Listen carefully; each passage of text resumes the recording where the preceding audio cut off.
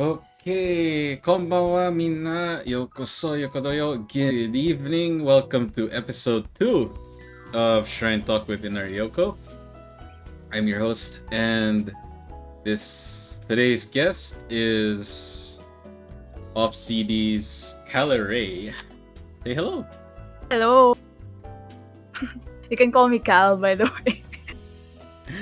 Oh, there you go. Alright, so before we get to the topic at hand,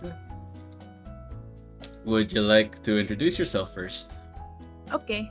Hi, I'm Cal. I'm currently writing for Clutch Points' gaming department, and I'm also a co-host at the Off Cooldown podcast. So, Off Cooldown is basically me and a couple of my friends just, wanted to start a podcast about video games because we love talking about them. So, yeah, that's basically what I'm doing right now. Awesome. How about if you're comfortable about talking about it? How about outside of like since you're writing for a video game journal? I want to say It's a website. Website. So Yeah. what do you play since you write for them? Oh, well, I mostly cover gaming news, right? Industry news, game announcements, release dates. But as a gamer, I mostly play single player RPGs, strategy games, and FF14. All right. Oh, and Dota 2. And Dota 2. I see. All right. Okay, so that's the introduction. So, first topic for today is VTubers and esports. So, would you like to remind them about your knowledge about esports, your experience? Well, I'm from the Philippines, right? So most of my hands-on experience is from like local tournaments. Like back during my college days, I used to be in an org that organizes collegiate tournaments. I also worked for one of the bigger local esports teams here in the Philippines. So I have a bit of experience there. As a person of the media, I also covered a bunch of tournaments like Manila Masters, Galaxy Battles, Manila Cup, stuff like that. So I'm kind of well versed on the media side. I've also have like some experience organizing them, but that was mostly for collegiate. So yeah, now I just write about the big ones. Awesome. Now, I remember you. You also, you also mentioned that you play Dota 2. So would you say that esports-wise, Dota 2 is like your main focus? Yeah, most of my esports coverage is Dota 2 and some CSGO. I'm trying to get back into covering CSGO again. Interesting choice. Considering that nowadays the the cousin of CS:GO is being talked about more than CS:GO. Yeah, Valorant. Yeah, I don't know. I guess I'm pretty old school. Hey, there's nothing wrong with that. I enjoy playing a little bit of CS:GO sometimes. Anyhow, all right. So let's move to our focus of the first topic. That is, VTubers and esports. So just to give you an image of what exactly it is that we are going to discuss. So basically, VTubers are on the rise. Esports has always been a thing, but of course, how would the two sort of mix together in the environment? Yep. Okay, so first thing we're gonna discuss. So let's ask the esports expert herself. How big is esports right now, and how important is it in the video game landscape? Okay, so esports has been steadily growing for a long time. It's like a multi-million-dollar industry now. According to some stats, it's $474 million big, which is kind of a lot. And that's like 474 from last year's 435.9. So as you can see, even with the pandemic, it's only grown even larger. Even viewership is on the rise. I guess with more people stuck at home, there's more time to watch tournaments, right? So I feel like it's only like natural. Even like games in general has grown a lot the past 2 years that we've been stuck at home.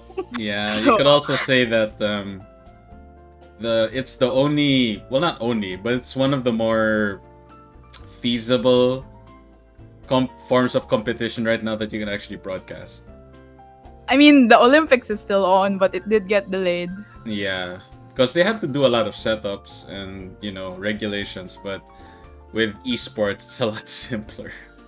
Yeah. They can do it in their own like gaming house, esports team house, then broadcast it from there, or spectate it from the in-game spectator mode, and then broadcast that, which is totally viable, but still just as entertaining as if you watched it live.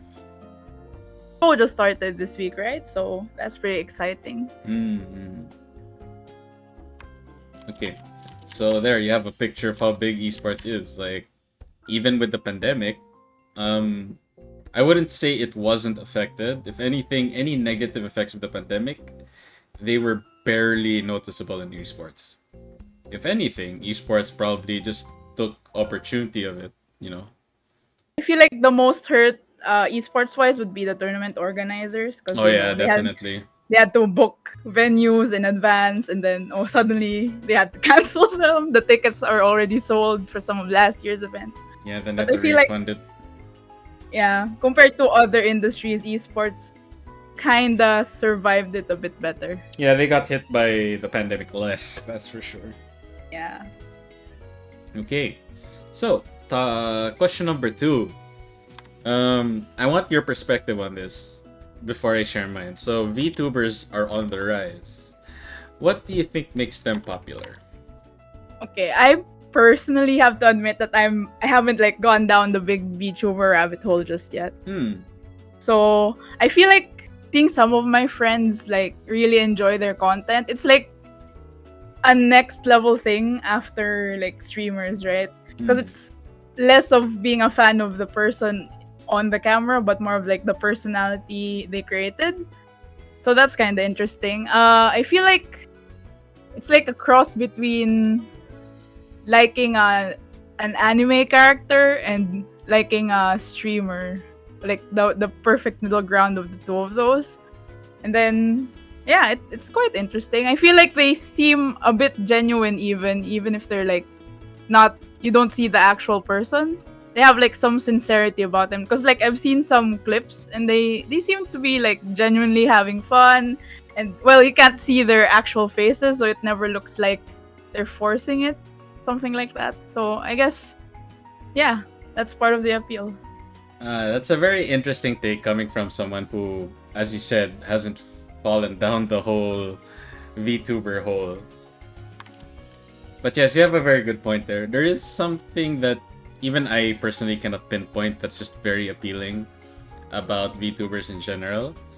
But as you said, you're being fed their personality more than like, of course, the visual appeal still plays an important factor, but how their characteristic, how their personality ties into the avatar you see, and then the experience of the game or whatever media or form of entertainment they're consuming at the same time is quite how do I put it, unique. I mean, it's very different from like I'm pretty sure you've seen, well, not seen like necessarily, but you probably have heard that VTubers also do watch parties, right, of anime and movies, TV Seems very shows. cozy. Yeah. And it's just hilarious how, I guess, like, you can't even see their setup, because all you see is their avatar and like probably a commissioned background or a stock background. Even their snacks are commissioned assets for VTubers to use in their app.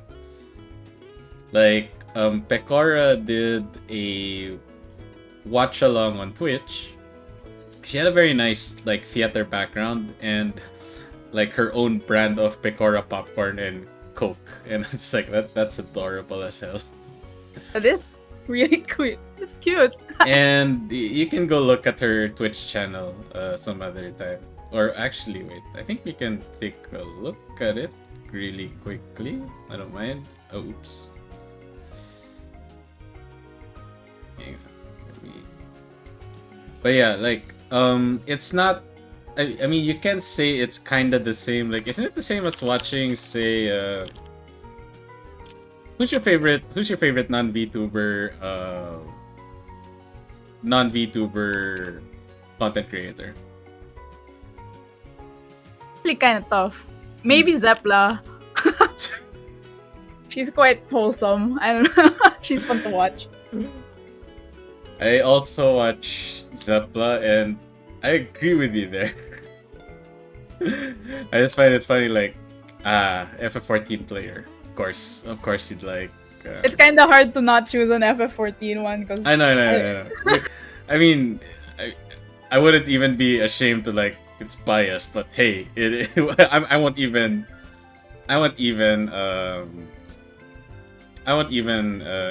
deny it. Okay, here we go. It will cover the screen for a bit, but there you can see Pecora's setup. oh my god, Like, adorable. it's really cute, right? Like she has her own brand, and then there's like the popcorn and the whatnot. It's really adorable. I guess it's different with when you watch. If let's say, for example, if Zepla were to do a watch along of, say, the FF14 Netflix TV series, it's different if it was a Hololive or not Hololive, a VTuber who was doing it. Like Definitely. yeah. Okay. So to continue from that, like what really makes them popular again, for sure it's their uniqueness. And I guess it's also in their nature that because they're avatars, it's their personality that sells them more than their actual content. Because you can have like a really skilled VTuber or a not so skilled VTuber when it comes to video games. But when you see their personality in play, in the environment of video games, that's when you start to see the charm. That's where you start to see, like, oh, this is why they are popular. See. Right. You should go look at some VTuber clips sometimes. Yeah, sometimes I get linked them. They're quite fun to watch. Yes, they are. All right. Third question. So, with this situation brought about by COVID, esports LAN events are very rare or extremely restricted and regulated. So, that having been said, how do you think has that impacted the esports scene? I feel like it's really caused a lot of headaches for tournament organizers the most. Like I said before. Like for example, TI got moved and then it got moved 1 year and then it was supposed to be in Sweden but suddenly it wasn't. So now it's in November and then now it's in Romania too. So like that must have been really hell for everyone in logistics at Valve. So like and then some tournaments already sold their tickets and then suddenly they wouldn't be having an audience, like what happened at IEM Cologne. I think they already sold tickets for last year's one, but then it got moved to this year. But then this year, restrictions still didn't lift enough, so they only had the players on LAN but no audience. So everyone who has a ticket can use it for like some other Intel LAN in the future, something like that. They had a return policy of some sort, so you have to sort that out, and that's like extra headaches for everyone involved. So yeah, I feel like mostly it was the LANs that were super affected. Like Evo is also online this year, right? Yes. So there's a lot of like, imagine how the internet would like having everyone far away from each other and the ping differences. So there's definitely a lot of difference in the competition this year. A lot of esports also started implementing like regional setups, right? Dota did it. All the like DPC leagues are regional this time because you can't fly people from everywhere into one place to compete. So yeah, that's one of the things that that they did to adjust. Yeah, that having been said, like, well, as you said, it's generally the logistics side of esports that got hit because of COVID. Like, organizing the stuff, making sure they're ready for execution when the tournament goes up. Like, it's a major Action crews. pain. Yeah. But of course, like some people can argue, well, they can just host it online. There's no problem. But then again, it's easy to come to that snap decision like they can easily solve that. Well, not really if you think about it, because tournaments are international. People tend to forget that tournaments are international generally. So you have the best esports teams from all around the world gathered in one arena or area or stadium, and that's where they compete in the LAN specific servers of a game like CS:GO, Valorant, Dota, Counter-Strike, etc. But if you were to do that online, the region difference has a huge impact on the experience and the gameplay. And just to give an example of one situation where that particular characteristic of online play has led to a big disadvantage. So in the Philippines, there are five ISPs? PLDT, Converge, Globe, Sky, and Smart, if I'm not mistaken. I think Dito has already started Okay. as well, but they're like small comparison. Yeah. But so the thing is, not just in Tekken, because Philippines is considered to be a Tekken country, like it's their main fighting game. Mhm.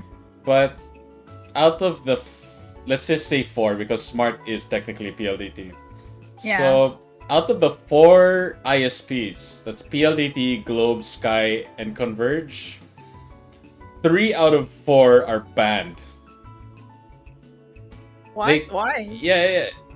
They haven't. Well, the Tekken page hasn't released an official statement yet, but the official Evo 2021 Discord apparently did say that not just for Tekken 7, but any players or competitors that use Converge, Sky, and Globe are banned.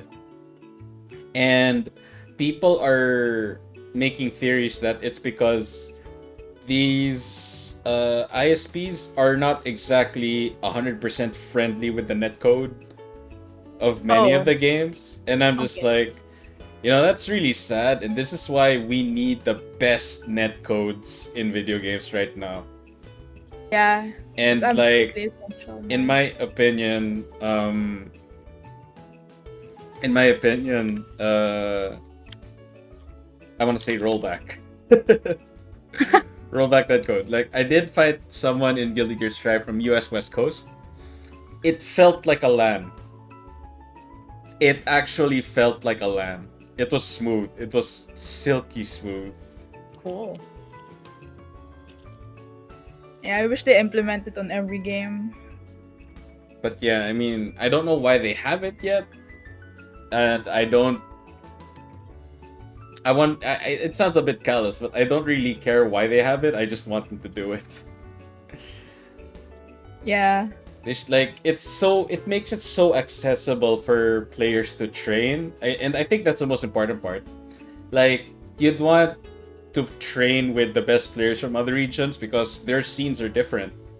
Different playstyle. So, let's say someone from NA, and this has been a problem in Tekken 7, well, Tekken in general. Like, the reason why Japan and Korea are particularly the strongest regions is because they have different playstyles, but they have all the freedom to train against each other.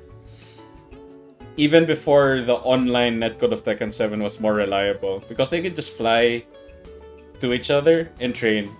They're not that far, but it's less feasible when you're from North America. It's not like it's a 3-4 hour flight commute. It's practically like what, 12 hours from US West Coast to Japan or South Korea? It's about that long. Yeah, and that's just to get there. You don't even have the price of like lodging and whatnot. Yeah. So it's a big gate. Yeah. But if you had reliable netcode, people like Anakin and Cuddlecore, Joey Fury, they could train with the best Tekken 7 players from Asia. And by extension, Ni, JDCR, Nobi, they can learn also from America. Get practice. Being able to compete cross-region like that is definitely like a really big deal for esports. I feel it's also much more fun to see different styles clash like that. Exactly. It's very evident in Dota and LoL. Yeah. Kind of like how in LoL, any teams are known for team fights, while European teams are known for objective-based comps, and the ones from China are usually like dive aggressive comps. Meanwhile, Korea is just all about that perfect play. See. So having those kinds of different philosophies when it comes to esports is very interesting to watch and very important in esports. Yeah. Alright. Next question. So, VTubers which usually have an idol, quote-unquote idol persona, are surprisingly great at esports video games. How do you think would the VTube esports scene look like? Okay, first off, I think we have to discuss usually what tournaments are, right? So, of course, the marketing will tell you, oh, it's to decide who's like the best team or the best player in the world, like, you know, for glory and stuff. But on the industry side, it's actually a giant marketing strategy. Yeah. Right? So it's really there for to promote the game. That's one. And then to promote every sponsor that, you know, purchase a sponsorship package for the tournament. I mean, if the esports does good, the game does good. I mean, if you look at the effect of OG's legendary Cinderella run, like, that was really good for Dota. People were just like, I don't know why, but I want to play some Dota. I just want to play some Dota 2 right now. Yeah, it's also why every year people come back just like few months before TI, and then to hype after themselves TI, up. everyone stops. It's really good for the game, like. Yeah, it's yeah. So I feel like if we were gonna get VTubers and esports to like collaborate in the same space together, it would be actually not that hard because VTubers already do stuff sponsorship online. deals, right? Yeah, they do. Yeah. Surprisingly, they do. Yeah. Just to share you some information, do you know who is the current brand ambassador for the Tales series? Tales of Arise in particular. I forgot her name, but she was the orange-haired one. There you go. Takanashi Kiara of Holo Live English. Yeah. I'm just like, she is a brand ambassador for Tales of Arise. Yeah, that's pretty cool. Dang! Yeah, one of my colleagues wrote an article about that. And she even brought, I forgot if it's the director or the producer for one of her episodes of Holo Talk. Like, that was just amazing. And they were able to talk and promote the game, and I'm just like, whoa. That's just wild. And then Botan is a brand ambassador for Red Bull, if I'm not mistaken. I see. Yeah, so I feel like the crossover wouldn't actually be that hard. I'm not sure if we're gonna get like I feel like VTubers like hosting a tournament would be very easy. Oh, it's been like, done. Yeah, but like a tournament where like the hosts and players are all VTubers, Yeah, I that's guess. different. Like it's also different. Like for example, I mean, it's not surprising that VTubers have hosted tournaments. Like one of the more popular ones is Hololive hosted a Mario Kart 8 tournament twice already. They're both really popular, and a handful of Hololive talents and even Niji Sanji talents regularly attend Apex Legends tournaments in Japan, like on a regular basis, and they are frighteningly good. They're frighteningly good at Apex Legends. But again, it's different when it's a talent hosting a tournament and an official esports organizer hosting a tournament, for that matter. Like, there's nothing wrong. Let's say, for example, there's nothing wrong with Hololive or Niji Sanji hosting their own Dota 2 tournament. There's nothing wrong with that. If anything, it's still appealing and interesting to watch. But it has a whole different feel and impact when you see in Dota Internationals, there's like a Niji Sanji team. Like, that is weird, but that is interesting. Be. I feel like I'm not sure if it's gonna like cross over with the formal esports leagues anytime soon yet. But I feel like online tournaments or like tournaments that aren't like official DPC, stuff like that, stuff that isn't like your qualification to the big tournament of the year type deal, or like more show matchy type stuff, that's definitely probably gonna happen. It's only a matter of time. But the like crossover into the official leagues will probably take a bit more, because I feel like the current esports like market, how it's marketed, is always about, oh, this underdog story about this kid from somewhere like that. It's always like the real life stories of these players, right? So I feel like marrying that with an idol persona is something people haven't cracked just yet. Okay. To follow up, last question. So, would VTubers have their own league, or would they have their own teams in the current esports league? It'd be more of the first one to start with, but who knows, like 10 years down the line, it might be the second one. Or everyone might be competing as a person. Depends really on what the gaming industry looks like by then. It's changing and moving so fast. Yeah, I agree. Like, in my opinion, as you said, maybe at the start, Hololive and Nijisanji would have their own tournament. Like, they'd host it themselves and whatnot. But in the near future, like, I don't know how many years it would take, but I think it would depend on the popularity of VTuber esports. Like, if it really hits the right mark at the right time, we could probably see like esports teams of VTuber corporations having their own esports teams for their respective games. Like, well, for example, in CS:GO or Valorant, we could have a Hololive esports team there with, I'm not sure who else plays other than Matsuri, Ayame, and Towa. But yeah, just an example. Those three and two more Hololive talents could make up a team. And then they'd have another team for Dota, another team for Call of Duty, another team for Apex Legends for sure. So I think Pretty that I think that would be what VTuber esports would look like in the future. Not too soon. Like the form that we see very soon is not so different from Hololive hosting their own tournament, Niji Sanji hosting their own tournament. It wouldn't be that far off. It wouldn't be that different.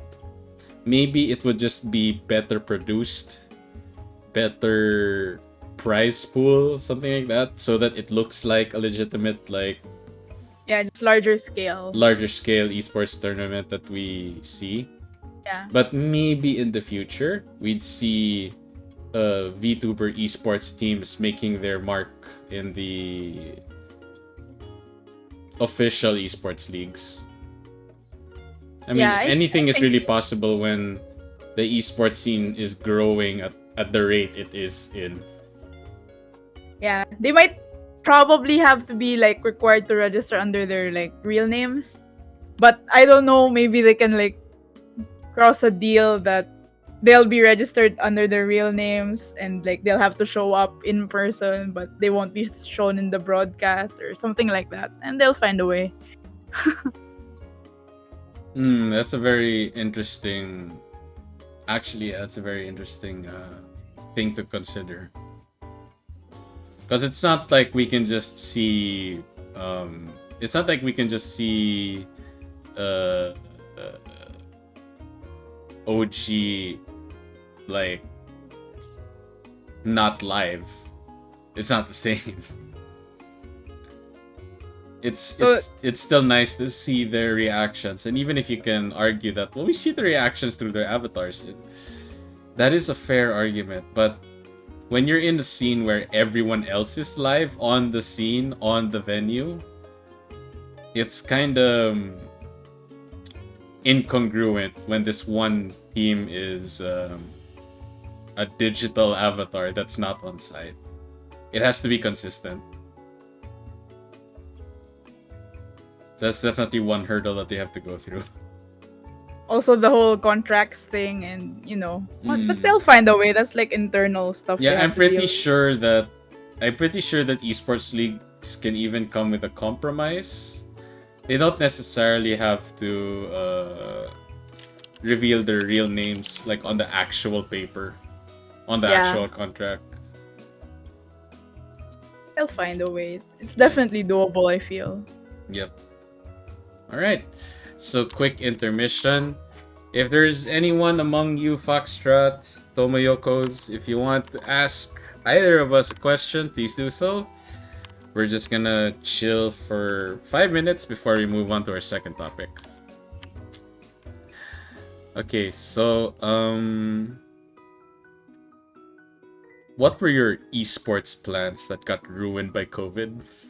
Oh, me and my friends were planning to attend TI this year. I mean, it's kind of like a up in the clouds type plan, but we never even got to the planning stage because of the pandemic.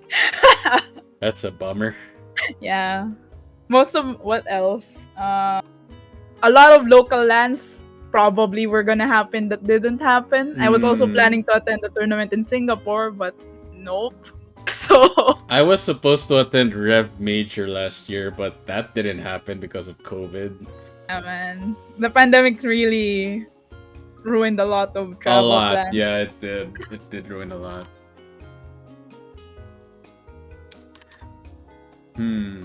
Oh, since we're still talking about esports, what's your favorite esports moment? Okay. This one is very personal and biased, but it's actually Navi versus Alliance at the Manila Major. Navi versus Alliance. Yeah, I mean, it's like a storied matchup of these two teams that have been rivals since like TI3, right? Mm-hmm. So that this was already 2016. So Alliance was back with its TI3 roster for a while. Mm-hmm. And then Navi had a resurgent roster with like 3 younger players and then Dendy and Artstyle from their TI1 team. So that one was really fun, especially for me personally, because like I came in from my OJT. I was still in college at this time, so I had to rush home to to watch it in my living room. And then because Manila Major was happening, right, and I had tickets for the weekend, but it was a Thursday, and this was like the El Clasico, Alliance versus Navi, and like I rushed home, and then it was an epic like 3. It went all the way to 3 games, and then the first game was like nerve-wracking and really long, and it was so fun. And then that convinced me like, oh shit, I'm gonna take leave tomorrow so I can watch Friday, Saturday, and Sunday. Nice. So that's what I did. Yeah. After Manila Major, I really like got into esports. That's what started it all. I see. For me, call me a little old-fashioned, but Evo Moment 37 still gets me to this day. Sick. There's you like trying to top that is no easy feat. The Daigo parry is responsible for a lot of players trying out fighting games or Street Fighter in particular for sure. And Has that universal appeal, I think. yeah, and again, Evo at that time was still at its very infancy. It wasn't as big as traditional sports tournaments. But after that, and of course the rise of Street Fighter 4 and other fighting games, Evo just exploded in popularity. Like, Evo was the gaming tournament before other games started their own esports scene. Like, there's so many moments in Evo, that's why they're called Evo moments, but for sure, Evo Moment 37 was arguably the I feel like it's still the most well-known Evo moment. Everyone knows about that one. not just most well known, but it's also the most important Yeah. Evo moment. It's the most important Evo moment because a lot of people attribute that moment to what do you need to have an esports moment. You study Makes sense. Moment 37. You have two legendary competitors. Arguably, they're equally skilled. You have a situation or a moment that defies all logic. It showcases skill. And then you have a hype AF crowd. And you have like a Renaissance painting-esque scene to look at. Like, I can watch that over and over again. It's just wonderful seeing the very old, low quality camera zoom out of the projector screen that showed the game, and then panning out to the crowd to see the reaction. I'm just like, dang. Who knew that this scene would be what future moments would aspire to be? Man, imagine being there. Yeah, and there is one other esports moment I attribute like being a close copy. Well, no, not copy. Like a close impact when it not esports in general, but crowd impact. It was Hungry Box's Rest heard around the world. So he was fighting Leffen. Oh no, not Leffen. He was fighting. Wait. Was it Armada? Yeah, it was Armada. HBox was fighting Armada in Evo 2016. And he was literally one hit away from death. Anything. If Armada's character breathed on Jigglypuff, that's it. And he's coming from loser's bracket too. So HBox has to win 2 sets, not 1. And the set was tied 2-all. And then it happened. HBox just clutched it. So he reset the bracket. And it's not him winning that people remembered. It was the reset that people remembered more. Because it was just that clutch. I feel like clutches in general are very, very, very hyped to watch. Oh yes. Just because of their nature. But you also have Yeah. the perfect play. Like, perfect plays are not clutch, but it's just mesmerizing to watch. Yeah. Like, of course, you know the $1 million Echo Slam. Yeah. Yeah, it's that. I don't think it was a clutch. It was just a really nice play. But Yeah. just watching it's like, oh, that's an epic gamer moment right there. Yeah. Man, I Alright. miss Lance. That's one of the biggest things about Lance. I know, right? Watching the crowd reactions, the player reactions, the commentator reactions. I miss that so much. Okay. That aside, let's move on to our second topic. Okay. What can hang on. Let me just fix this. What can other MMOs learn from it? Okay. So, we are going to talk about... I have to say this. I have to say it. We're going to talk about the critically acclaimed MMORPG FF14 that comes with a free trial up to level 60 and includes the award-winning expansion Heaven's Sword with no time restrictions. And what other MMOs can learn from Final Fantasy XIV. Mm-hmm. Alright, so the context of this is that FF14 recently has experienced a major skyrocket of a growth in player numbers. Like, over the years, it has been gradual. Like, people have been getting into FF14. But recently, it was just like a big boom. Like, so much that a lot of players couldn't log in even at non-busy times, and they couldn't even create characters even. Yeah. Alright, so obvious reasons aside, there are still subtle other things to consider why, but we'll discuss that later. So, let's start with the elephant in the room. So, the critically acclaimed MMORPG was one of the worst MMO launches in history. How did it get to where it is now? Okay. That's FF14 1.0, right? Mm-hmm. Like, it was critically panned. No one... I don't know if anyone actually liked that game when it came out. I feel like I was still kind of new to deep diving into FF at the time. So, I was like, oh no, the newest one isn't doing well.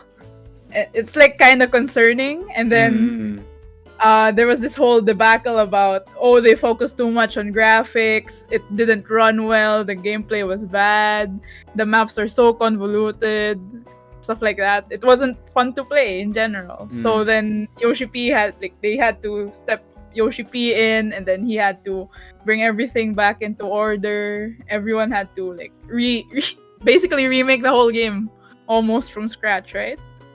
So I feel like as to how it got here to where it is now, it's like a constant effort from the devs, right? They really did so much to bring that game back from the ashes. I mean, how many games can you name that like nuked their first version but then kept parts of it in the lore while also thanking the player base that stuck around while they were remaking the new version of the game? So that's like an insane hurdle. I mean, we've seen No Man's Sky do something like that, but not at this scale, right? Not in a live service game that's supposed to house how many thousands of people at a time.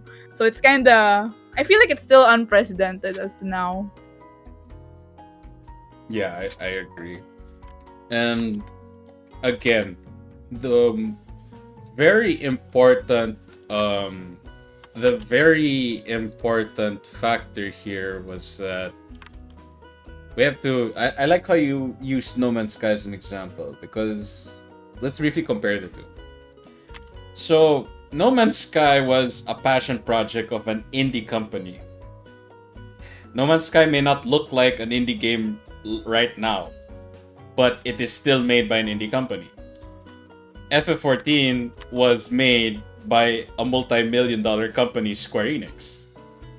And they failed monumentally. Yeah. Because their philosophy was, we're Square Enix.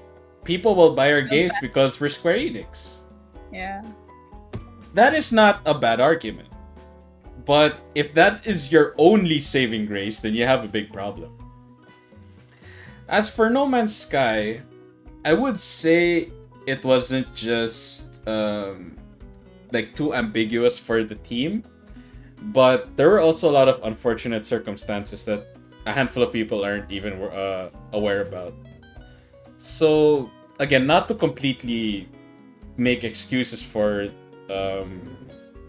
the dev team of No Man's Sky, but for one, they did experience like a really bad flood that flooded their offices. So that set back their dev time by a bunch. But again, that we cannot attribute the failure just to that.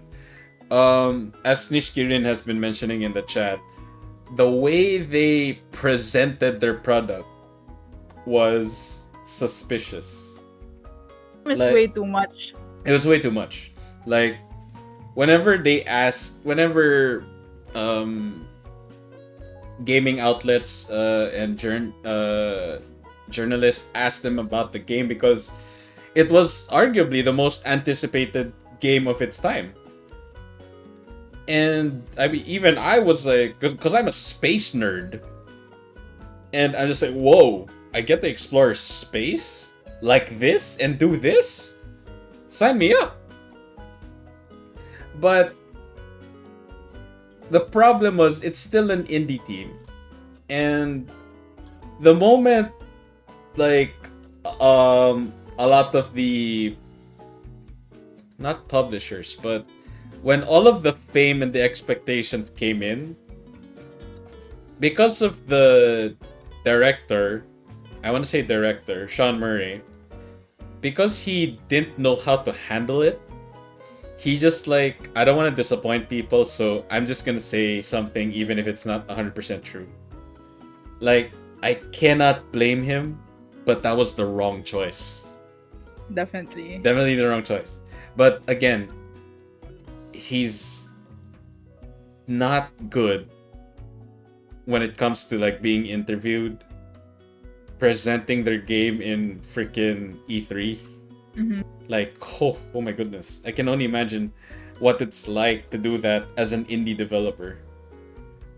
There's almost like a laser dot to your head, like, say what they want to hear, say what they want to hear. So that's exactly very nerve-wracking, and he crumbled under that, and he did exactly what he should not have done, which is pander 100% to the expectation of the players and not the realistic goals that they can actually reach. Yeah, I guess he did learn a lot from the experience. He did learn. And one thing he did learn was that if you can't say something properly, just don't bother saying it. So for the period of time that they were fixing the game, he was receiving all the hate mail, all the feedback. He would filter the bad, toxic feedback with the proper feedback from players who are like, look, I just want this game to succeed. I already invested money in it, but I like the game, but not as the state it's in. So he gave the proper feedback to the team. They fixed it while he had the trouble and the stress of dealing with the death threats, the very toxic comments from people on the internet. He handled all that. And it's because of that philosophy where we can just make another game. We already have their money. We can just funnel this and make another title. They didn't want to do that because they wanted to leave an impression. Like, they wanted people to trust them. So that's why they did what they did. They just worked solely on No Man's Sky to make it a better game. And as history would show, No Man's Sky just exceeded expectations. Yeah. Because, like, people thought that game's done, that game's broken, like, forget about it. But, lo and behold, it redeemed itself. And FF14 was very similar in its position. But it wasn't born because of overhype. No. To put it in the words that Yoshi P himself used, it was born of hubris. They were definitely way too overconfident. It was born of hubris. Hubris. They were just way too confident. On the other hand, No Man's Sky was just like... above its head, I think. No, not in above its head. They were just under pressure. Like, we can't not release this in the state that it is in right now. We need to give them the game because people want it. but FF14 was definitely like, we don't care what the people may think of it. It's gonna work. It's gonna work well. Like, I can sort of see that on Square Enix's end, they were very selfish about the whole thing, but No Man's Sky was a little bit more concerned. But again, we cannot confirm if that really was the case or not. But the most important thing is that FF14 was really just like, I mean, you know the interview. Yoshi P gave them the ultimatum. The cost of fixing FF14 is nothing compared to the trust that you will lose from everyone.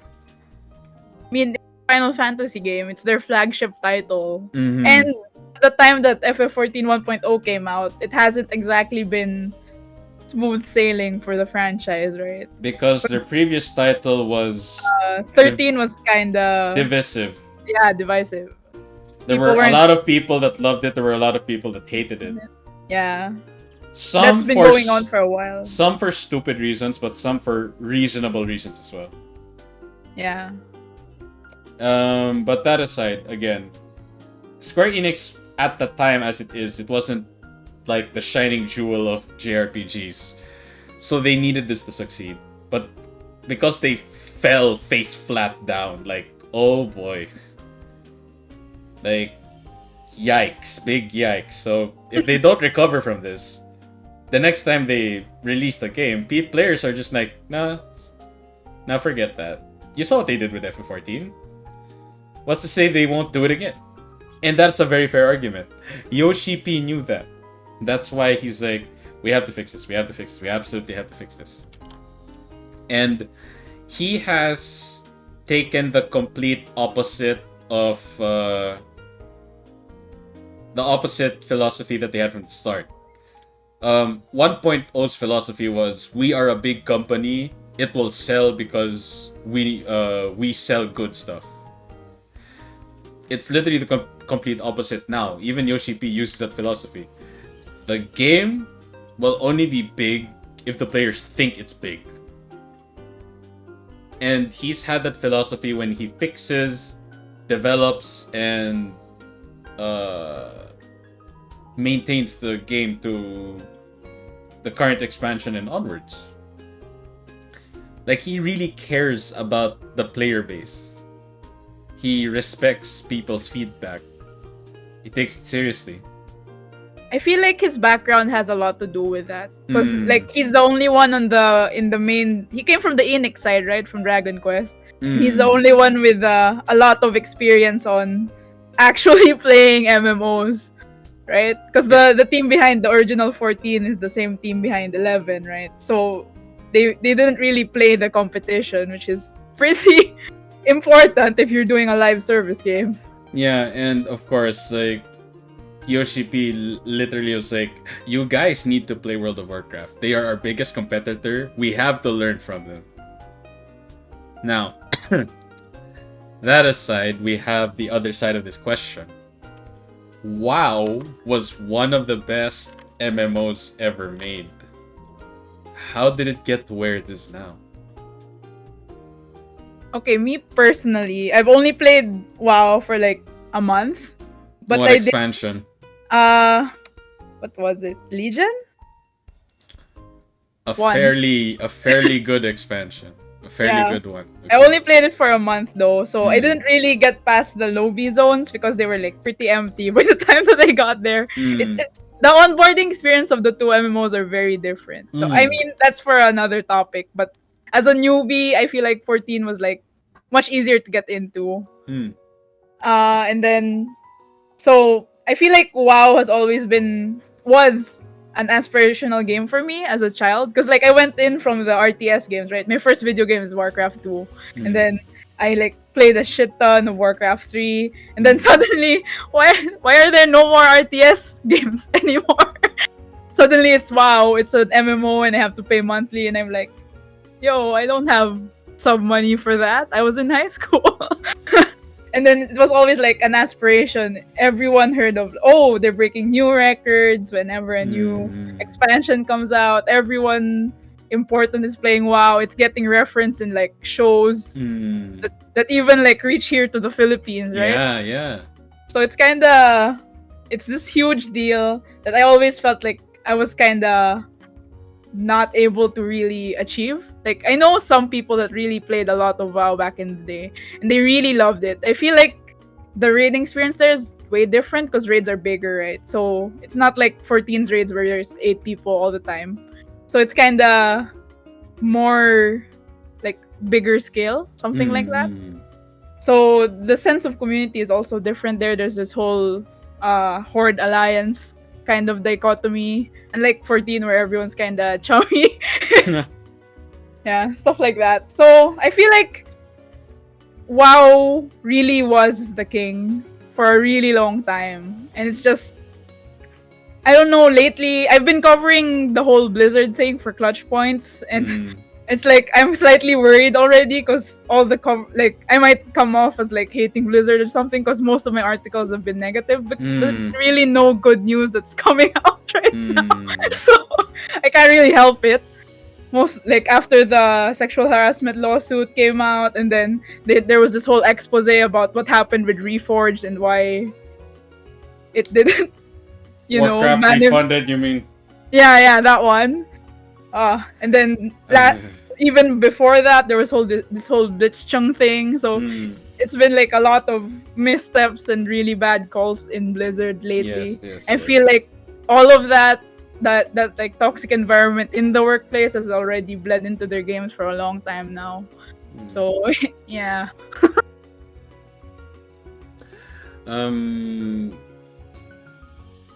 Actually, yeah, everything you said was on point. And funny you said king, because I'm just like, king rules forever. Yeah, no king rules forever. My boy. But it's just so funny because thing is, I've been watching a lot of former WoW content creators recently. When they say they quit, they'd like to remind people that it's not even because of the allegations recently. Of course, it doesn't mean that they don't care about it. No, far from it. But they're quitting for different reasons. But the reason was basically because WoW is just crap. Plain and simple. Like, because it's crap. Now, there's like a laundry list of arguments as to why it's crap. So, I'll go through a few. So one is the microtransactions. Not to say that FF14 doesn't have microtransactions. No, it has. And before, solely I am harsh because I am a WoW fan.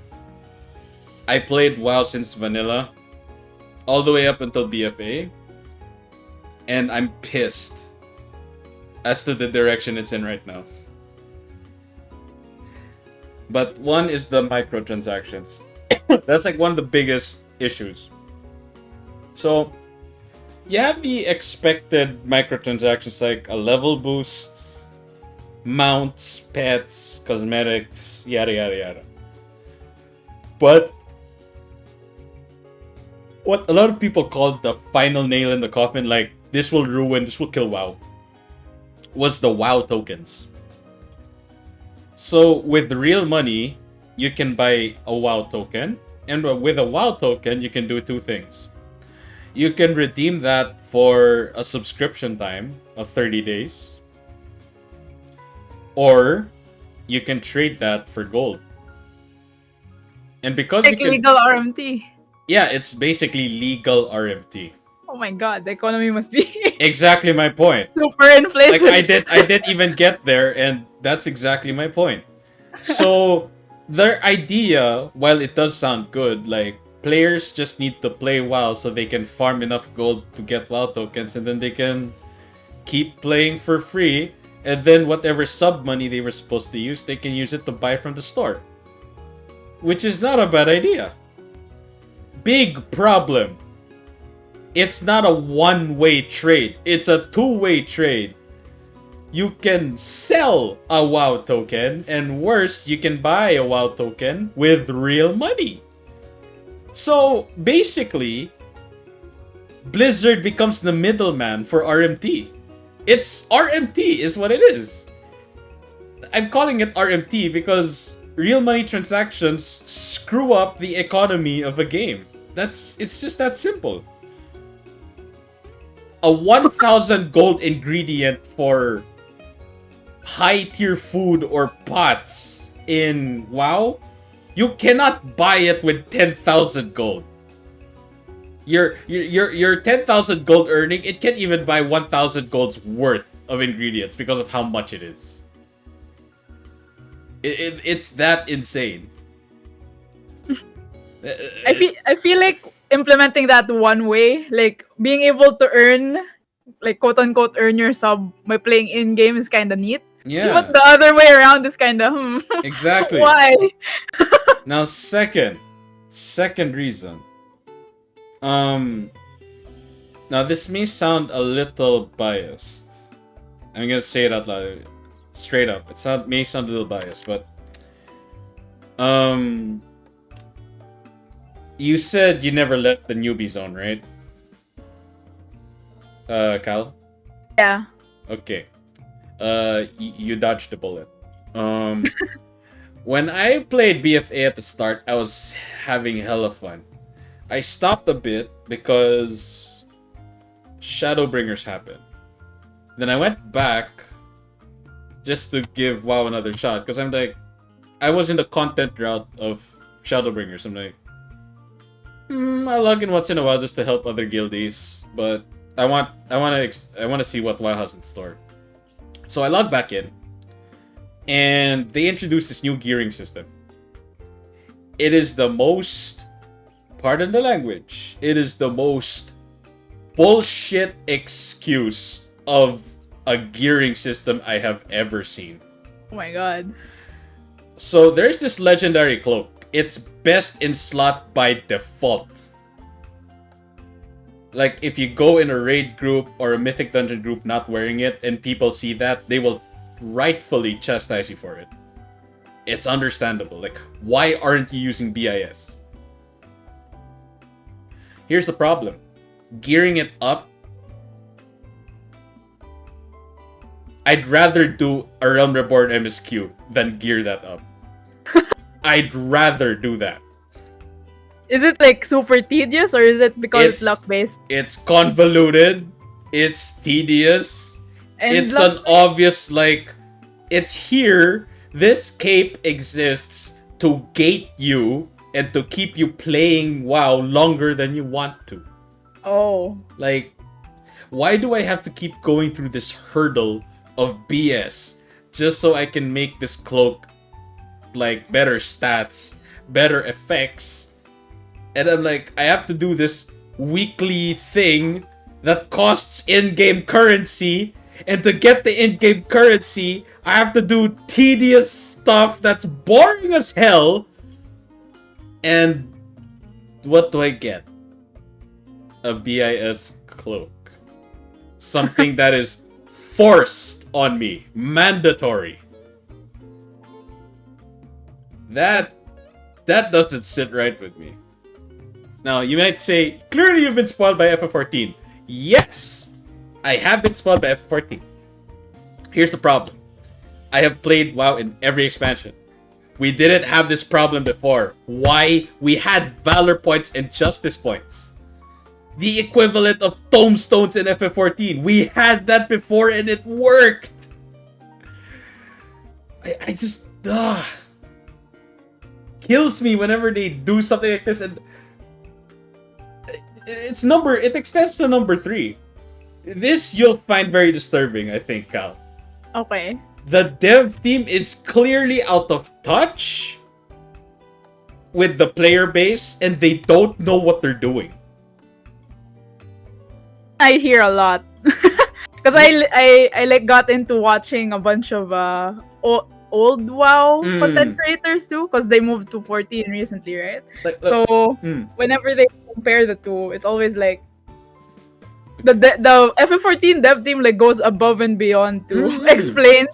Like, remember when they had to implement the 30, everyone that's AFK for 30 minutes gets kicked out of the server, right? To make room for more? 1700 word essay just to, Yeah.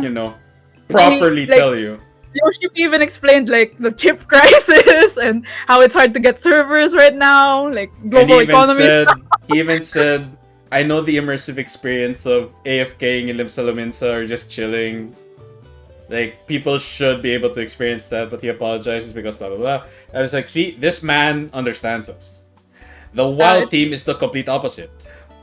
An FF14 dev employee will tell you, the players want this or they expect this, which is why we changed XY game mechanic to appeal to players.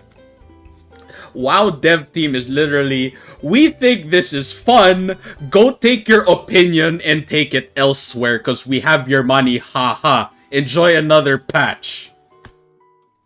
And it takes 7 months, right? Not literally like that, but they may as well if they had the balls to do so. Because, no, I'll give you a very brief description of tier sets in WoW. Okay, they're very different from tier sets in FF14. You see, the fact that I'm saying tier set, I'm not calling it an armor set, because that's all we have in FF14. We just have armor sets for our class, and the only thing that's different is the materia. That's it.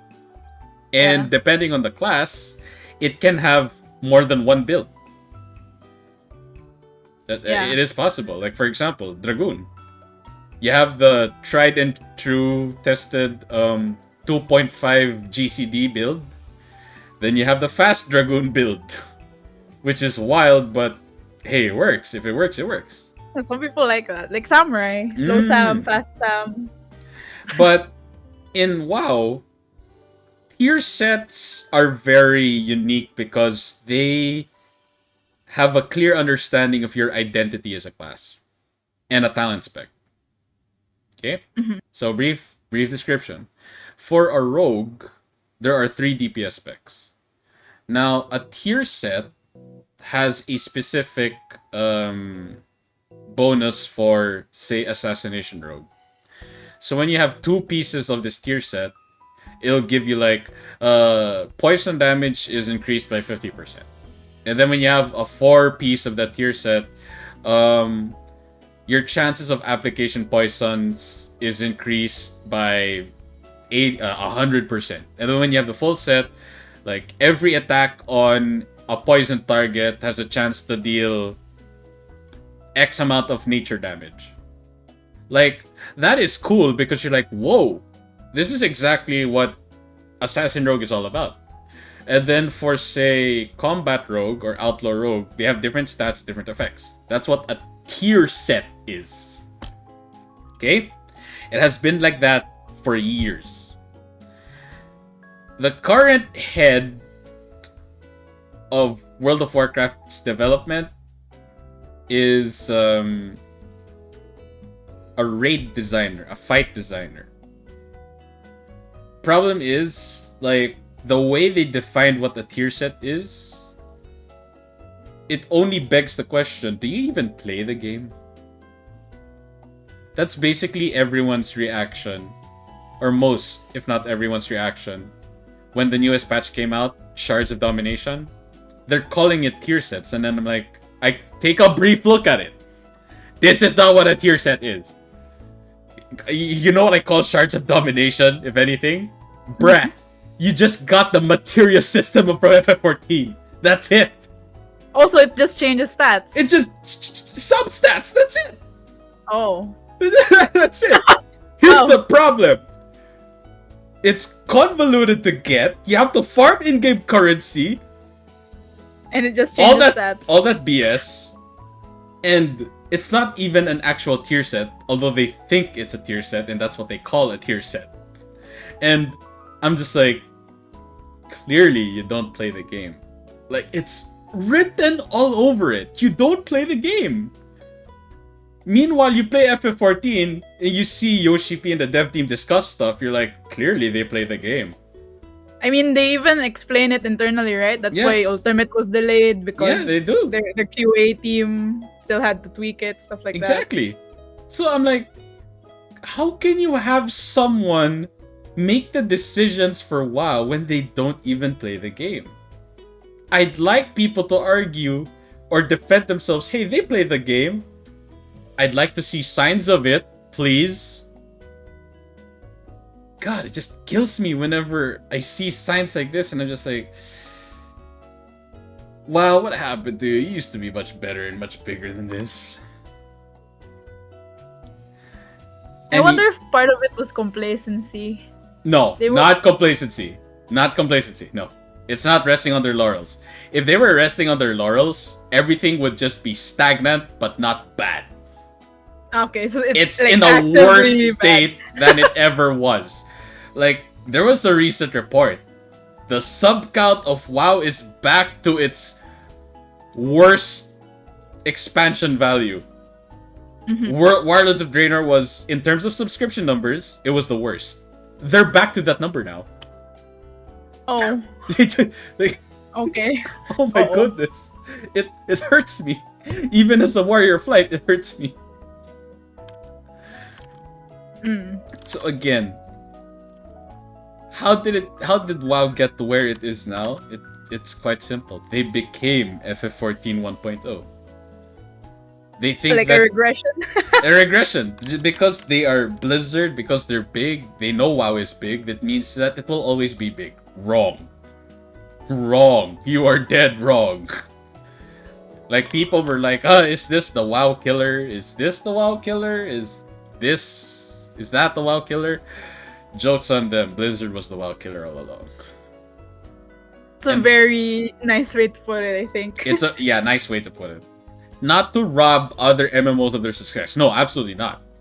FF14's success, or them quote unquote beating WoW, is not because WoW is crap. No, FF14 just did a lot of stuff right. Same goes for other MMOs. They did a lot of stuff right. But you just compared to WoW, they did the complete opposite. They didn't do much right. And just a final thing. They are pandering to literally what encompasses 10% of their player base? The 10% of the player base in WoW are hardcore raiders. Like roughly 20%, 10%. They are hardcore mythic raid and mythic dungeon and raid groups. Not everyone is that kind of player. That too, even in like my 1 month of WoW, I felt like there was like nothing for you. Only a few games, like a few ways to play the game. Like, I had to like rush to end game and then start the grind to get BIS, right? Exactly. But like in FF14, you can take as long as you want and do so many. You can just be exclusively a crafter and gather in FF14 and no one would even mind. Yeah. I feel like it doesn't cater to a lot of different experiences as much as 14 does. Yes. And the thing is, that's the problem. It's like they have a delusion that every WoW player is a sweaty neckbeard that just wants to big, deep, raid, mythic dungeon. That's all we do. No, wrong. Because FF14 proved it otherwise. There are people in FF14, like, the census. People, like, have a survey. Like, how much % of each server has cleared E9, E12S? That number ranges from, like, 5% to 10%? It's really... I feel like it really does go down to what you said before. It's like they're out of touch with their player base. They don't know what's going on. Out of touch. That's the biggest, like, reason for the current state of WoW. They're clearly out of touch. And the solution is simple. That's the thing that pisses me off. The solution is simple. Play the game. Play the game and you'll see what's wrong with it. Play the game the way the players do and you'll see what's wrong with it. Simple as that. And it's funny because they have the bigger team. They have the bigger budget. They have no reason to be this much of a failure compared to FF14. No excuse. Really lost it instead of, well, yeah, they did really like drop the ball on the whole thing. They did. Now, moving on to more positive stuff. I don't want to be toxic. Okay, the FF14 community in general love Yoshi P as much as they love the game. So what about Yoshi P is it that makes him very special? Okay, first off, we already discussed his background, right? He Mhm. did like play a lot of MMOs before. Mhm. He resurrected the game from. If you watch the No Clip documentary, it's really a really good insight into the whole how FF14 like rose from the ashes of 1.0. I It's think really, I think I saw that. Yeah. yeah, it's quite inspiring actually. There's like they talked about all the challenges they faced and how they had to restructure the internal teams and how like everyone had to, buckle up for this really long, arduous journey that they were on. Because like they were still updating 1.0, right? Mm. Until the end. Mm. So it's really really inspiring to see. I feel like Yoshi P is one. He's like super organized. Like sometimes they have like the dev talks, in 14. I mean, we only get the translations, right? But sometimes they show Yoshi P's schedule in a week, and it's like, oh, he's overseeing so many things. There's like so many meetings, and he's also on FF16 now. The man So- deserves a vacation. I know, right? Like sometimes I worry, like, are they actually overworking him? But like sometimes he says that this is like his life's work, and he really loves this I game. think it's because of us too. Like he sees our reaction whenever a new patch comes out, Yeah, and he's like, I don't want. Like he can be satisfied, but no, he wants to keep the ball rolling. He wants that momentum, not just to stay that way. He wants it to build up. yeah, and like I feel like second, aside from being a really good like project manager, he's also really inspiring as a leader. Like look at what happened with Soken, right? He had to battle actual cancer while making the OST of patch 5.3. So like it really takes a lot to be able to do that, and it's like this is your imagine Yoshi P being your boss. So that's like kind of like he's also friends with Soken, and this like the whole team is behind him. Whenever they talk about internal dev stuff, it's always, I don't know, it feels like a really good place to work. So I feel like that like internal atmosphere really translates into the game. I mean, we don't know everything, of course, but you know, seeing the quality of work that they put out, it's really cool. What else do people like about Yoshi P? Well, third The is fact all, that of he course, plays the game. yeah, he plays the game. He's so relatable. Like Yeah, a lot of people like to compare the lead of FF14 to the lead of WoW. Like when they go announce their stuff in a con or when they talk, like there's a picture of the lead of WoW, just Blizzard shirt, you know? Like the plain shirt, Blizzard Entertainment, Yoshi P. Friggin' cosplay drip of Reaper, Gunbreaker, Samurai. to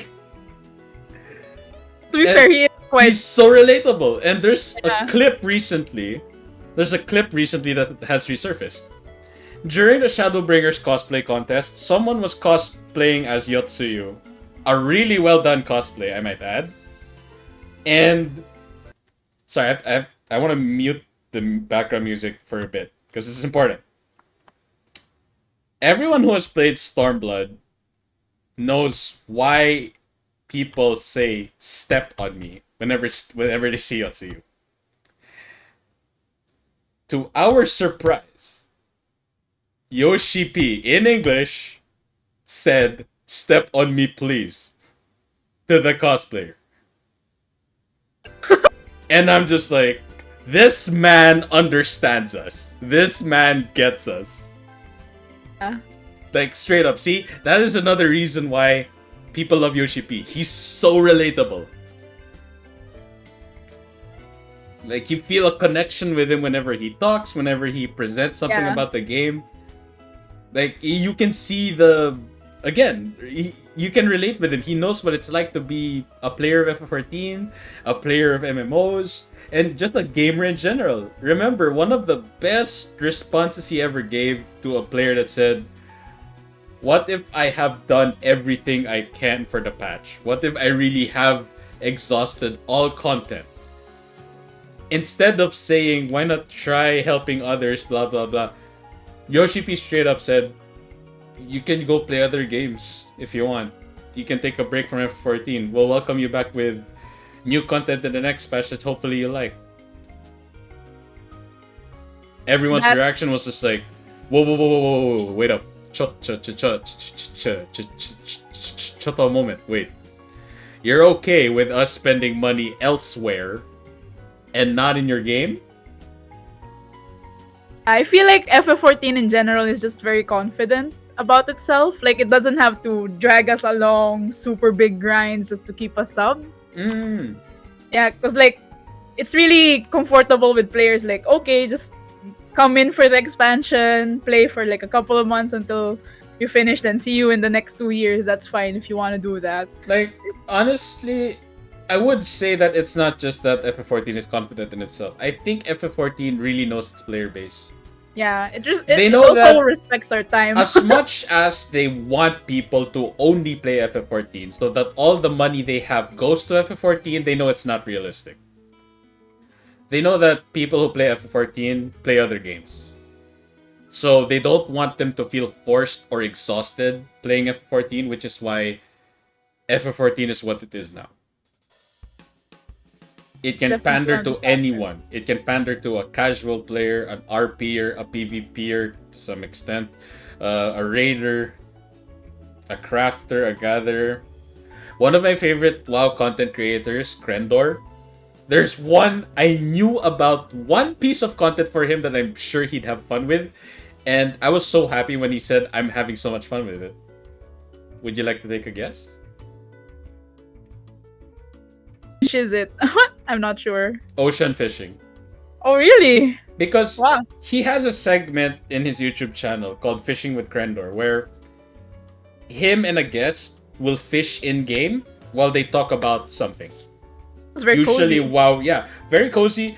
It's very, dare I say it, a bit ASMR because you just hear like in-game sounds and whatnot. Mhm. It's really cool, and they discuss stuff about WoW, Blizzard, etc., etc. Like I moving forward, looking back, that kind of thing. So, like when he saw that ocean fishing was just like, you can fish, get mountain, do it again, all you want. Like he had so much fun with it.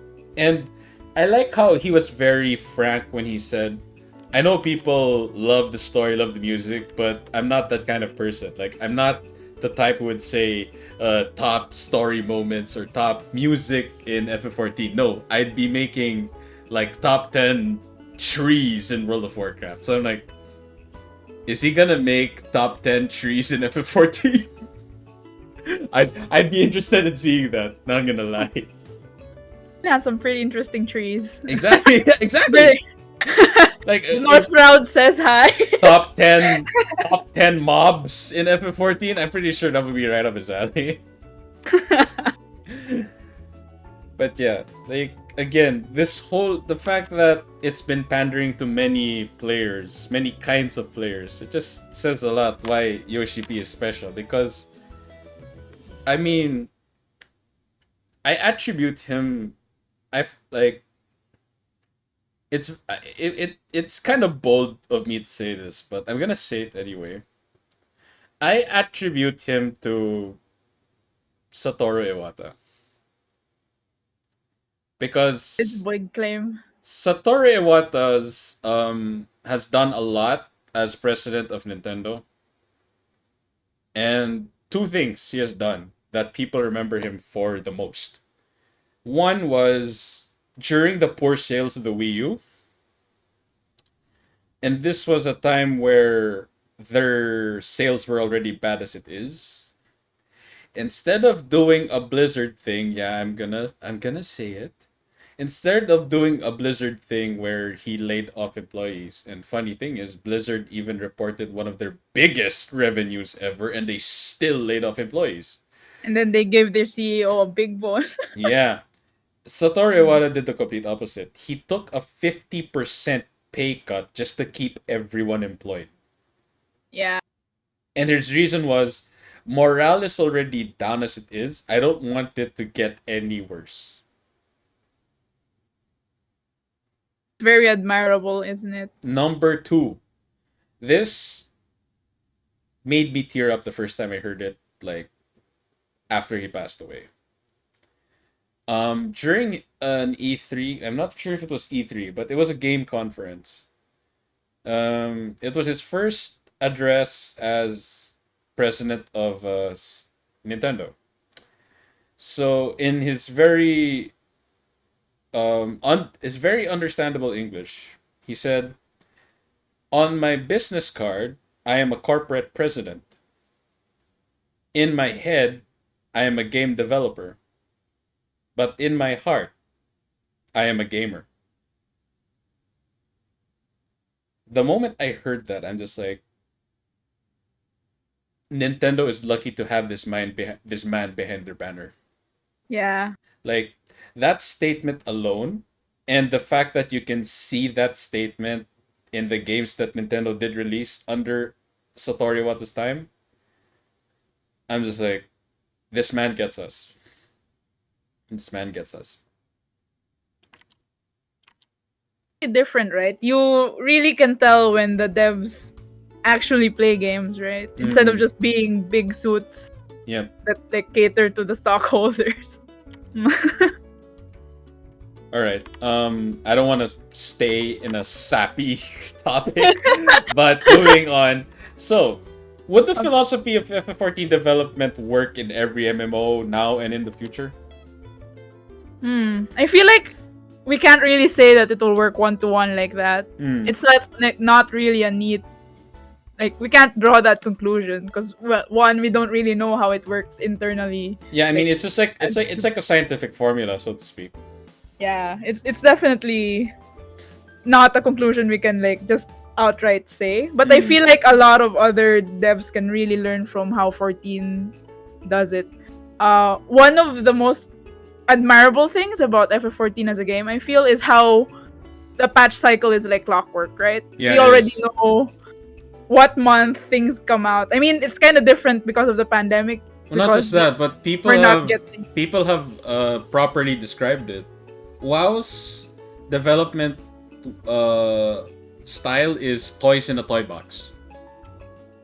FF4 no yeah, toys in a toy box. FF14's the FF14's patch development is roadmap. Clearer. Roadmap. The start of expansion, we already know what the next expansion is gonna be.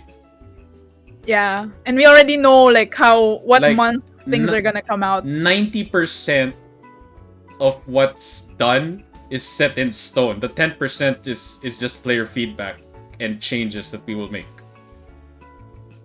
Like, Yeah. that is genius. Like, when you know what to do from start to finish,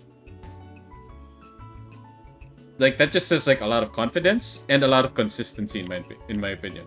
There are no retcons or insane changes because, again, you're not running on toys in a toy box. You're using a roadmap. Easier for the player too, because you can act like what they said. We're allowed to like play other games, right? So if you already know what months patches are gonna come out, and it's not like some big surprise, you can already. Oh, I'm going to raid when the thing comes out, and then 2 months after that, I can take a break, and then I'll be back by November in time for the expansion, stuff like that. So Wasn't you can that already. your situation when Ghost of Tsushima came out? It was kinda. I like took a break for a month, but I didn't unsub though. Same. I have never unsubbed in years. I have unsubbed in 3 years since I came back and then got into my current FC. I haven't unsubbed. Okay, we're both on the same boat. We're both on the same boat. Ah, good lord. God, I love FF14. Alright, last two questions. First question. How important are content creators for MMOs? I feel like content creators are extremely important now. I mean, a lot of like clickbaity articles will attribute FF14 skyrocket to Asmongold for sure, right? I've Mm. seen it a lot recently, but I feel like FF14's like big skyrocket this past 2 months has been just the perfect storm. Asmongold is definitely one of the factors. I mean, how can you not be if you have 2 million followers, right?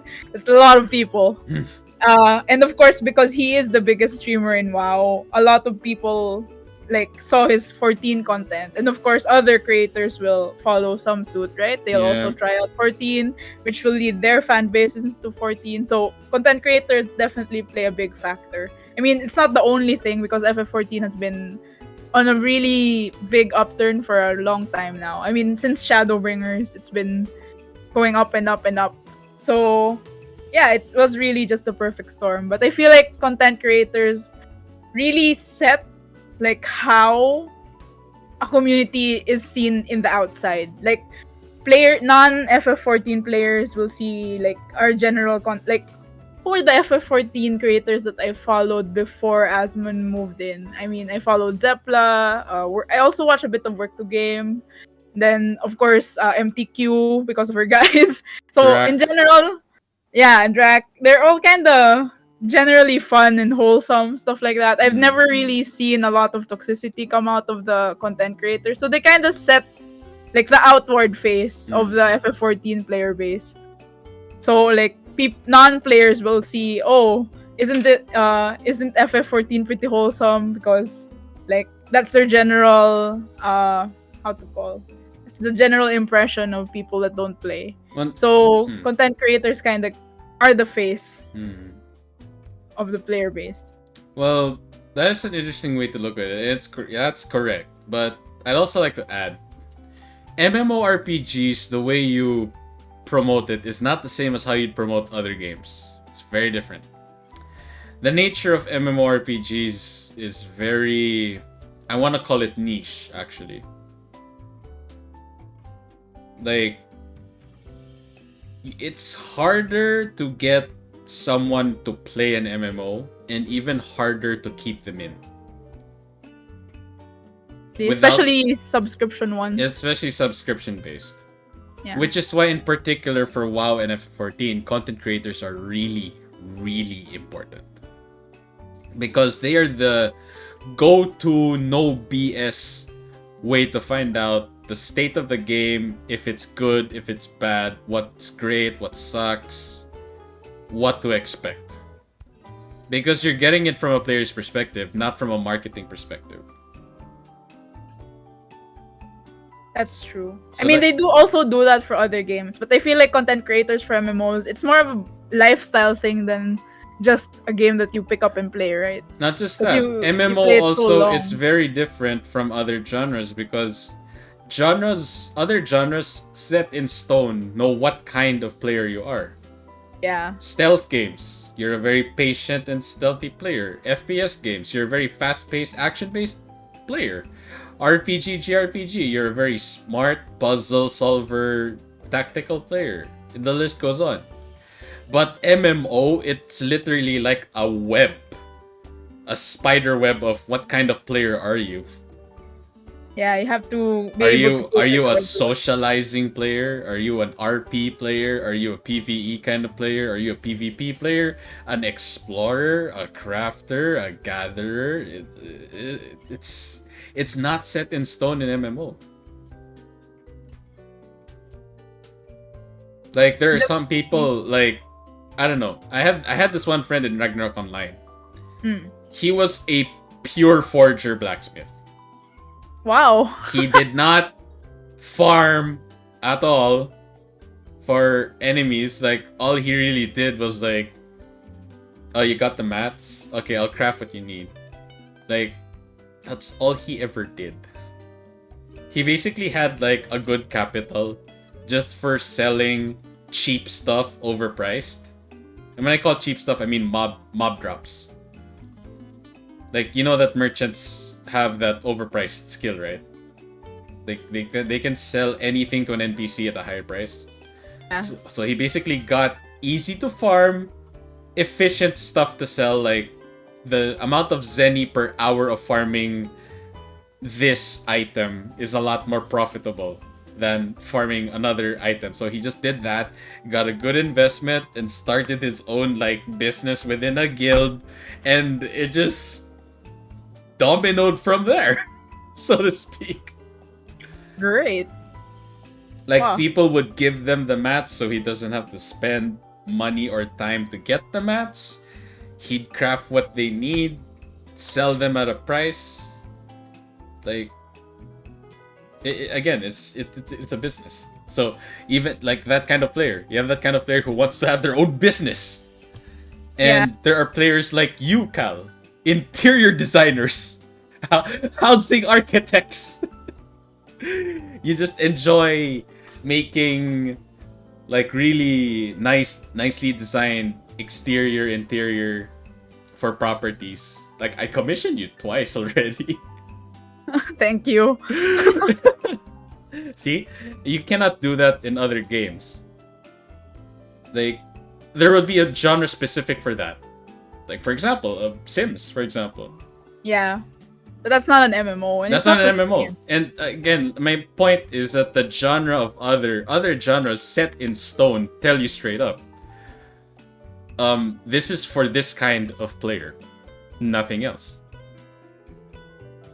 So MMOs definitely are really wide. it's so really they have wide. to It's cater to it's so it's a many variety. There are a variety of people that will Yeah. like it and will not like it.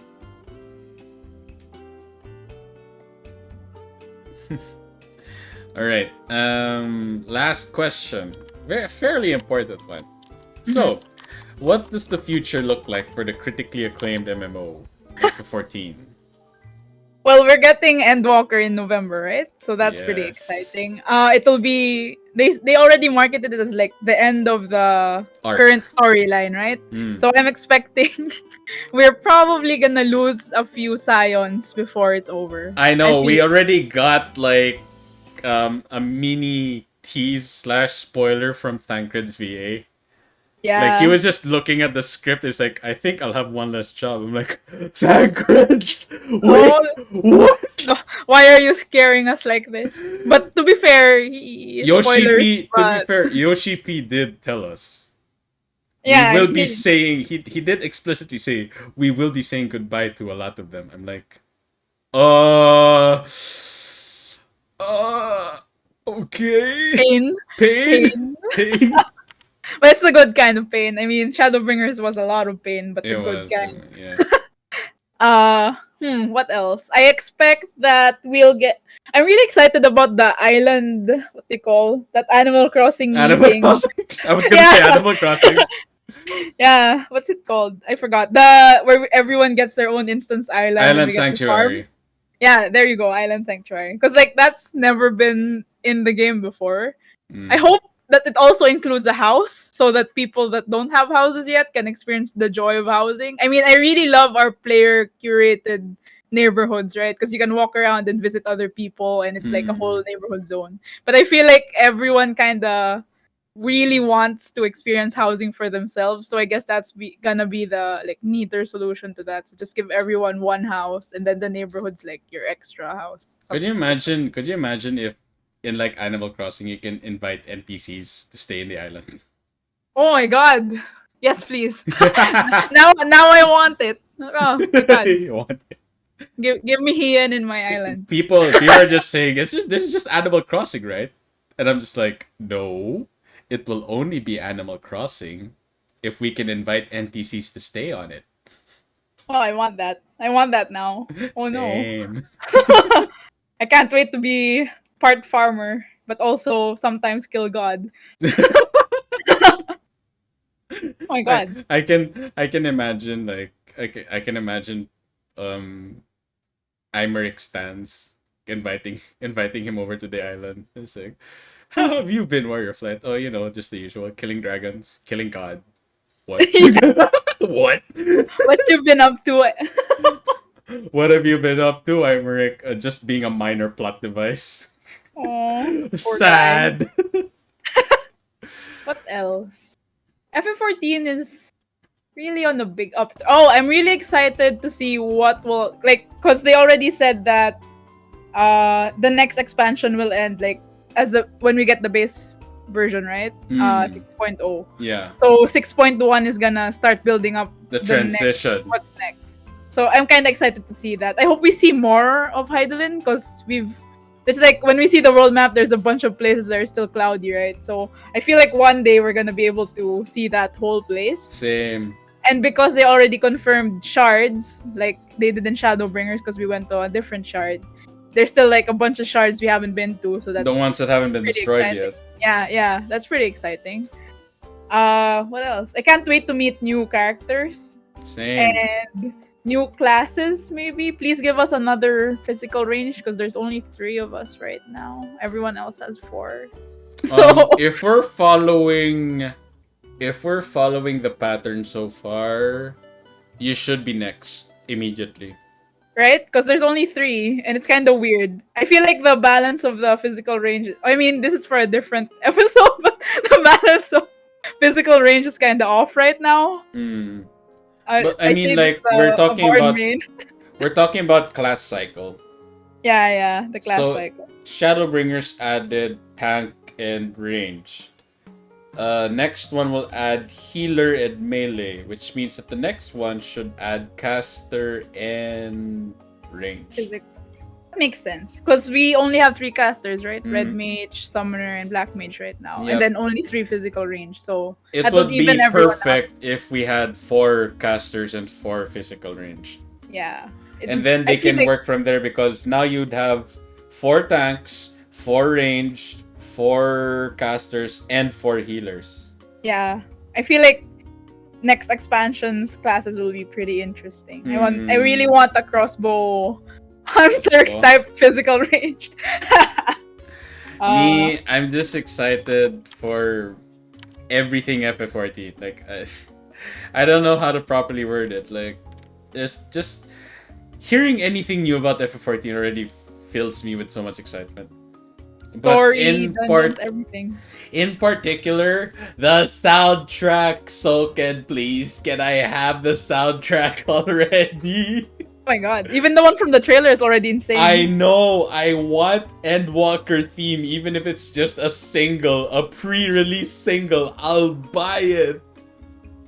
Take my money, Square Enix. Take my money, Square Enix. I want it. I want it so badly. And of course, I want them to finally add all headgear and all hairstyles to Hrothgar and Viera.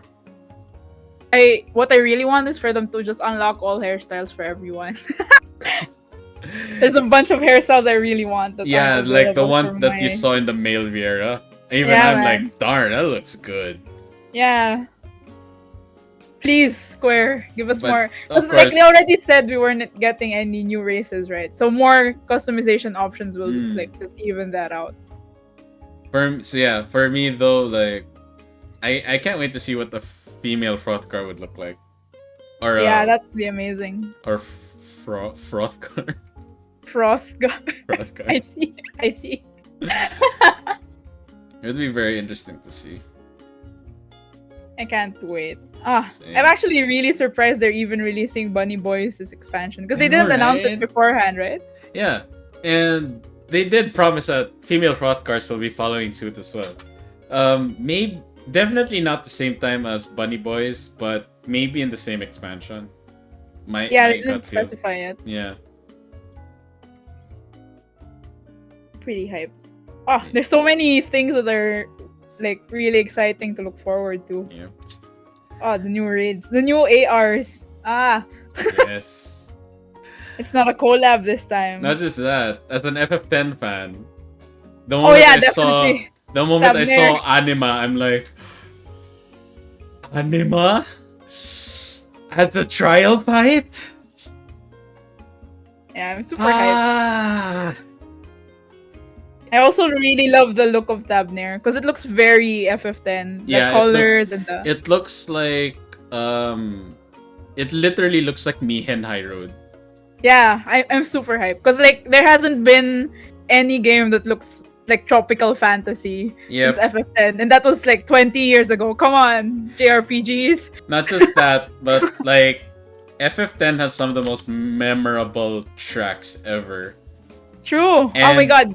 one of them is Otherworld. Yeah. Oh my god. Jack's theme. I'm like, if they play that for anima, oh my god. And Soken's take on that track, oh, I am down for it. I am 110,000% down for it. I cannot wait. FF10 is my favorite soundtrack of all time. Fuck. Give it to me now. Yeah. But man, like, again, FF10 bosses, so... Well, just one boss so far. We don't know the rest. I mean, wait, they showed Mago's sisters too. I was like, great. Yeah, They were a summon in FF10, so I'm just like, dang! So are we gonna get FF10 soundtrack to complement them? Because, like, the fights in Stormblood did exactly that. We got FF5, FF6 music to fit the bosses that X-Death and Kefka. X-Death and Kefka's series of raids. We got boss themes that fit that, and I'm just like, are we gonna get the same for Anima? Because sign me the hell up. Please. I feel like they're gonna do it. I mean, come on. I swear, Anima's enrage mechanic had better be Oblivion. Please. I feel like it will be. I mean, they're pretty good at doing that. I mean, referencing other stuff. Like, the signature attack of I mean, that's even Anima's like overdrive. I'm not even talking about her signature skill, which is what's it called again? It's the one where she shoots a laser from her eye. I also forgot. It has been a while. Wait. No. It's not. No. Was it skill or ability? Oh, no. It's No, wait. No. Not the one in Mak. No. Was it Sin? I'm trying to remember. Pain. There, that's a skill. Pain. I remember Pain instantly killed any monster that was not immune to KO effects. Oh my god, imagine having that in a raid. I mean, like, my guess is that would be a debuff. Yeah. If you don't cleanse it, Pain will kill you. Yeah. Like Doom. Like, I don't know. Like, they can be very simple with it. They can even just call the debuff Torment. Yeah, they just call the debuff Torment. Like, taking pain to the face will kill you. Of course, not verbatim, no. But yeah, I'm just like, I can imagine if I see the debuff Torment, I'm like, called it. We have to cleanse this or else pain will kill. Yeah. Oh, that's gonna be fun to prog. Yes. Okay. I know you have a thing after this, so let's close it up. I'll be taking in 6 minutes for any Q&A from the viewers. So for 60 minutes, I'll just be chilling here with my guest, Cal. So anyone who's still watching, please feel free to throw in any questions you have for either of us.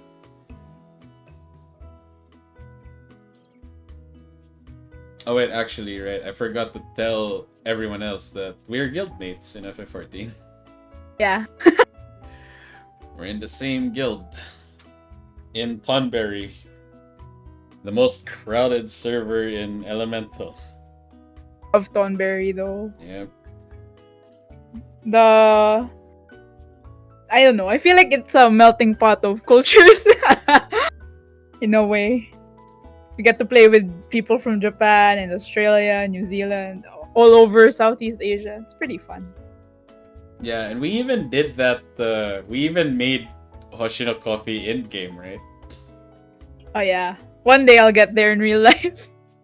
COVID, please. COVID, please. I don't know what questions to ask. It's alright, Kito. If you can't think of one, you don't have to think too hard. But yeah, it can be any question related to FF14, VTuber, or esports. We'd be happy to entertain it.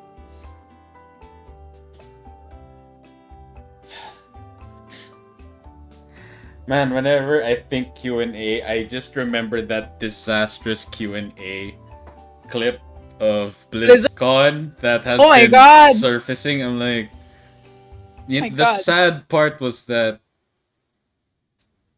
J. Allen Brack answered that question like that.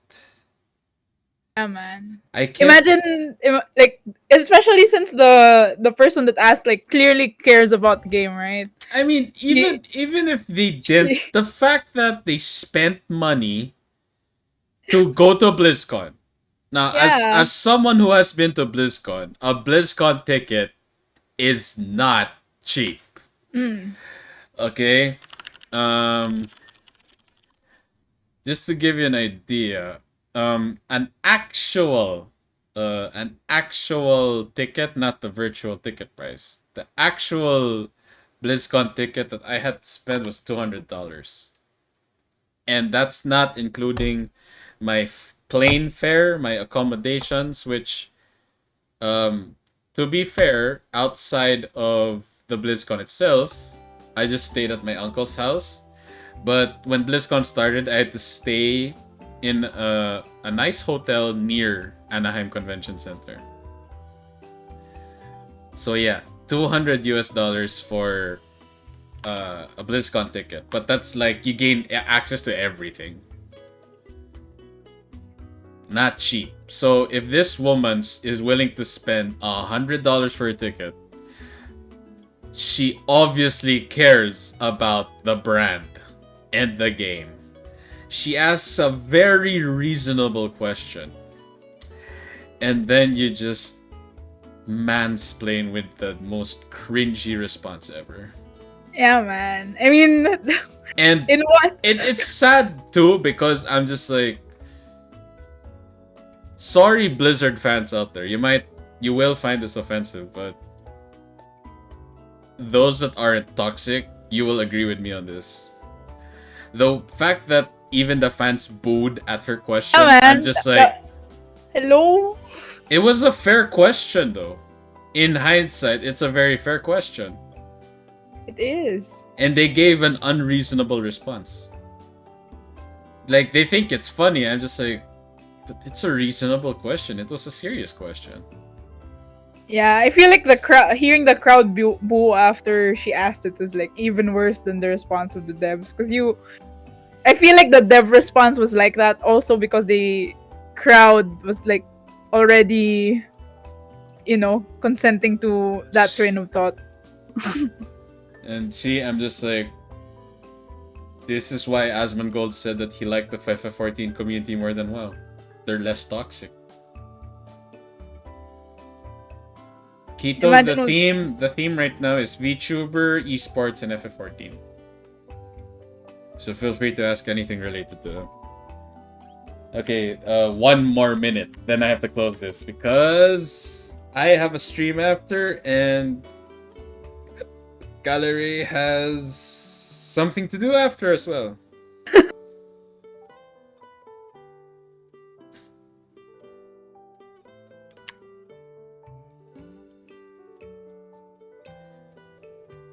Jesus, I can't imagine what Blizzard would be 1 year from now. Just 1 year. Just 1 year. Or fine. At the end of 2021. I hope they clean up. I mean, replace all the, the people that have to be replaced. It's definitely a reckoning, this whole thing that happened. I hope that they change for the better, but that's not gonna substantially happen as long as Bobby Kotick is in charge. I know. It's not even because he lacks the vision for games in general, but because he's just money grubbing. That's it. He's consented to this atmosphere of toxicity. And sorry if you want to disagree with me, but I'm just like, sorry. Where there's smoke is there's fire. The fact that he hired without consulting the victims of the alleged. See, I'm still saying alleged, so I'm not completely biased. Okay.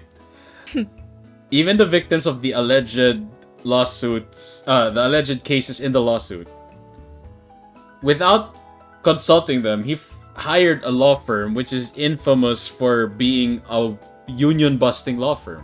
Yeah.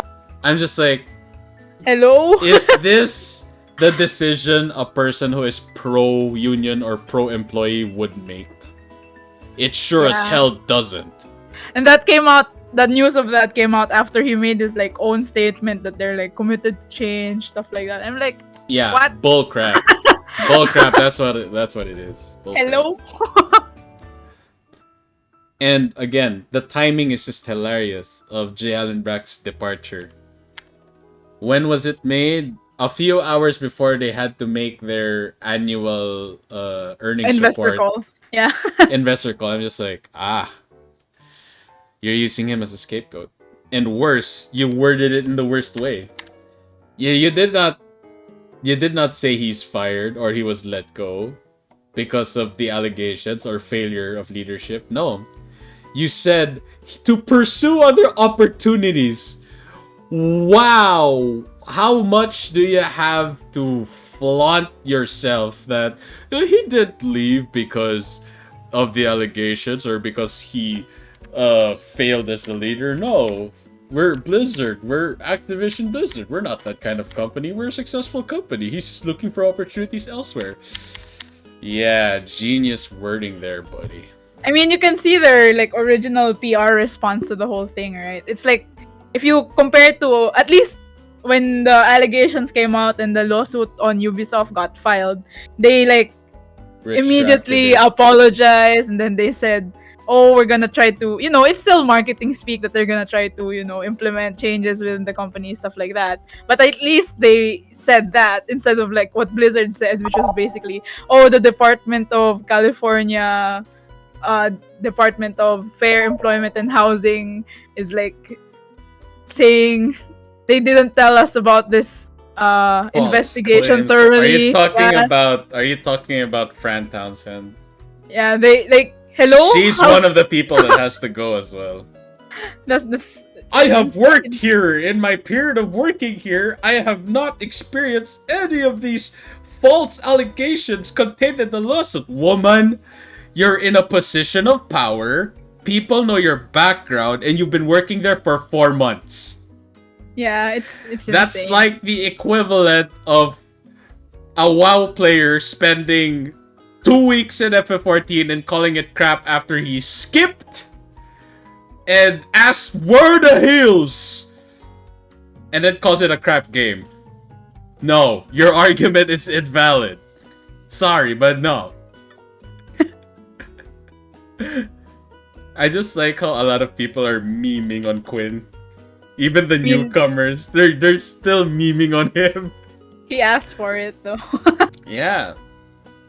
I mean, somebody even like checked his analytics. He lost like 600 followers, I think.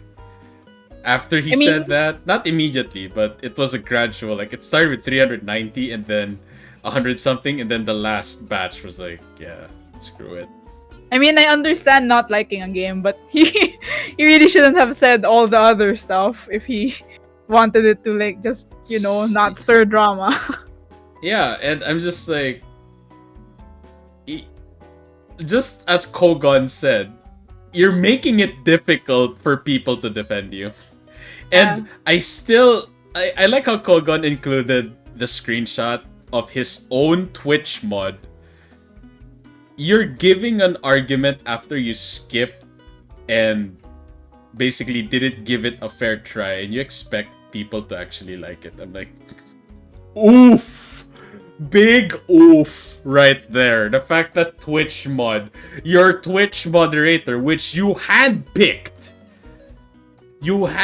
this person to moderate Twitch chat, and they're on the side of Twitch chat that's like, yo, you didn't give a fair take on the game because your experience was muddled by your own decision. You skipped your class leveling. You didn't bother learning how to use your class. You didn't bother to read already simple enough to read guides for savage raids. You skipped the story. I mean, I guess I can understand skipping the story because some people really aren't into that. Yeah. They're really here for gameplay, but come on, man. Yeah, You, but again, you cannot say the story is crap after you skip the story. yeah, just say you're not into it, Yeah, bro. not exactly. All right. Time has passed, so I'm gonna close it off here. Thank you again, Kyle, for being my guest in episode 2 of Shrine Talk. Thank you so Th- much. Thank you for inviting me. So I'll just give you the red carpet for a bit. Do you have anything going on for you in off CD? Like any Okay. upcoming podcasts or anything? Off cooldown is usually we upload episodes every other Friday. So this week was kind of special because we had an emergency episode about the whole Blizzard thing. So we summarized that, uh, gave all the relevant information at the time because that was still back last Wednesday. And then yesterday we released our episode on difficulty in video games. So we discussed about what difficulty we play on games with really in-depth difficulty settings like Dishonored. Uh, Also, like we ranted about some like quote unquote difficult sections in games that are difficult because they're more tedious or they're like on rails and stuff like that. So yeah, basically if you're into casual talks about video games, mechanics, the industry, yeah, give us a like and subscribe. So it's off cooldown. We're on Facebook, we're on YouTube, we're also on Spotify, Google Podcasts, Anchor, all that stuff, your favorite podcast platforms. uh yeah, so I'm Cal from Off Cooldown. Thank you for inviting me. All right, and I have been your host, Inaryoko Otsuyoko deshita. Thank you for joining us in today's episode of Shrine Talk. It has been a genuine pleasure. I'll be taking a 20-minute break before I continue on with the rest of my special 100 Twitch followers stream. Brad. Yes, thank you. It has been fun. It has been a fun day. But even I need a quick break. Alright, thank you so much, Cal. Thank And you. Foxtrots, Tomiyokos, I will see you in 20 minutes.